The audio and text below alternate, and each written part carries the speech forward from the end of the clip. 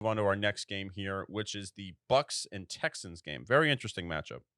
Yeah, Bucks and Texans are an interesting matchup.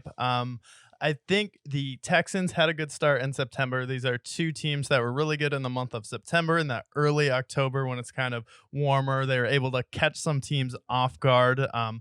Bucks have a tough loss in Buffalo, and now they're traveling on the road again to Houston, and then Houston with a tough loss to Carolina, where their offense kind of got shut down. So for me in this game, I'm leaning towards the Buccaneers defense being able to carry them to a win. I think they'll be able to slow down CJ Stroud. You know, the Texans running backs have been pretty disappointing with Damian Pierce kind of turning into Cam Akers, where he gave you a year where he had some potential, was able to carry the team, and then it seemed like Lovie Smith was really his mentor, the guy that made him get up in the morning, the guy that would want to make him roar and get those yards. And apparently this year is not the case for him. So I Mm. think the Buccaneers defense is going to be able to slow them down. And I think coaching wise, the Texans have the edge, but the Bucks just have more weapons. Baker Mayfield has the experience, and while CJ Stroud is the better quarterback, I just think the Tampa Bay Buccaneers should be able to come out on top. But I think it's going to be a close, low-scoring game. Most of the Tampa Bay Buccaneers and Texans games are. So I'm going to go around like 17, 16 Bucks. Yeah, and I'll take the Texans here because I think that The they're Whisperer. yeah, the whisperer. I think that, CJ Stroud had a tough game, and I don't see him having a great game in this game either.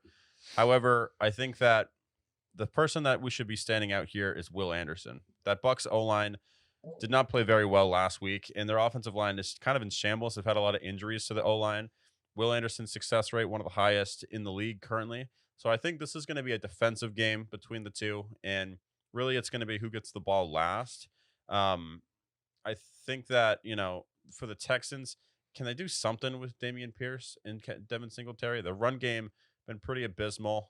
You saw Nico Collins get shut down last week. Tank Dell didn't do very much either. So this is going to be a gritty game. This could be like you mentioned 17-16. It could go either way. I'll lean the Texans here. I think the Texans can win this game.